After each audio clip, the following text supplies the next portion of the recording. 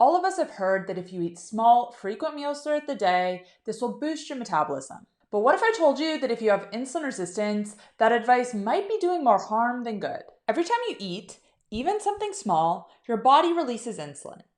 And if you're eating consistently throughout the day, insulin doesn't have a chance to fully come down to baseline in between your meals.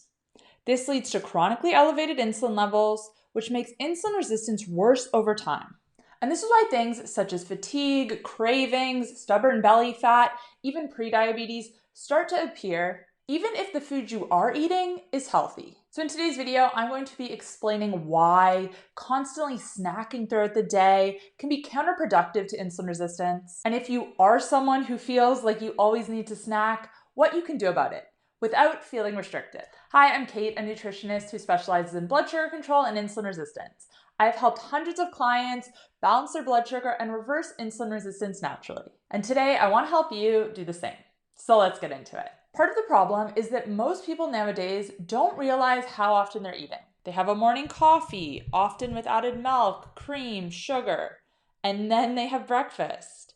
They have a handful of nuts before lunch, and then they have their meal. Maybe some crackers or a granola bar to hold them over until dinner. And then again, they eat a full meal. And of course, they still have room for a little something after dinner, and maybe some popcorn or chips before bed. Every time you eat, your body releases insulin in response. And having chronically elevated insulin levels over time makes your body more resistant to it. This leads to energy crashes throughout the day.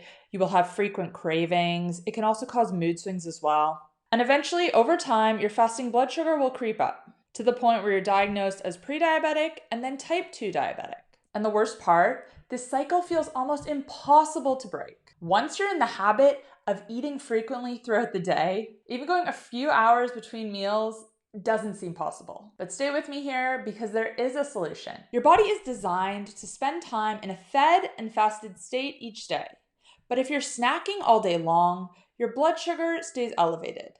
Your insulin remains high, and your body never switches into a fat-burning state. What you need to do instead is focus on eating 2 to 3 good meals throughout the day. And by that, I mean these meals need to be centered around protein, at least 30 grams, bare minimum at each one. And then the rest of the meal ideally should be made up of whole foods and enough healthy fat. If you're getting enough energy from your meals and if you're getting enough protein in, you're not going to be hungry for snacks in between. Protein is absolutely key to satiety. And that's the first thing I address when clients come to me and they say that they can't go more than a few hours between meals. 9 times out of 10, when they up the protein, this problem is solved. Now, the other reason that snacking isn't great if you're insulin resistant is because a lot of times people who are insulin resistant are overweight. Not all of the time, but a lot of the time. And snacking actually blocks fat burning. Insulin doesn't just control blood sugar. It tells your body to store energy instead of burning it. And this makes sense because in someone who's metabolically healthy, when insulin levels are up, this means that there's energy readily available. High insulin means that there's excess sugar in the blood that the body can use for energy. And when insulin drops, that means there isn't energy available immediately in the bloodstream. And that's when your body taps into your stored energy, aka your body fat. So when insulin is high all day, fat burning is paused. Even if you're eating small snacks, your body is going to stay in storage mode for most of the day. Now, I spoke about eating 2 to 3 meals within a day, and this doesn't necessarily need to be in a specific time frame. But what a lot of people find very helpful and has been proven to help with blood sugar control and insulin resistance is intermittent fasting. So if you want to take your results one step further, give this a try. Fasting lowers insulin naturally because, as we said before, when you're not eating, there isn't energy available and your insulin drops. Intermittent fasting helps to retrain your body to burn fat. And this can improve insulin sensitivity over time. Now, I know that 16-8 is a popular strategy, but that might not seem approachable for a lot of people. By 16-8, I mean fasting for 16 hours during the day and eating all of your calories within an 8-hour window. But if you're just getting started, even fasting for 12 hours and eating within a 12-hour window, this can be extremely beneficial. So if you finish your last meal at 8 p.m., don't eat again until 8 a.m. the next day. It's as simple as that. And now I have some more good news for you. You don't have to figure this all out on your own. There's support out there if you need it.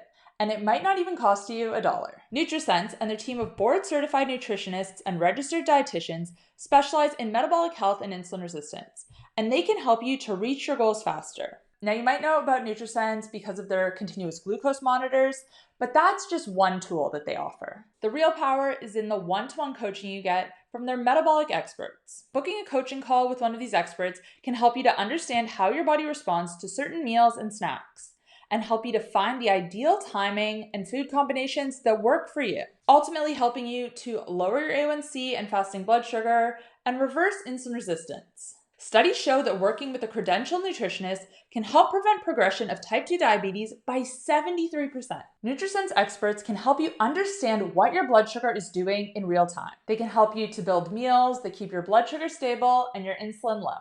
And their personalized advice takes the guesswork out of it. And here's the best part. Most people end up paying $0 out of pocket for NutriSense's coaching calls. You can check your eligibility instantly. No back and forth with your insurance company. So head to healthcoachkate.com/NutriSense. I'll put that link in the description box down below as well to learn more. So in summary, if you have insulin resistance, snacking might be doing more harm than good. But that doesn't mean that you're doomed to never eat in between meals ever again or stick to some rigid plan. The key is learning how your body works. And with the right support, you can stop the guessing and get results. Now, I want to hear from you guys. Are you someone who is constantly snacking?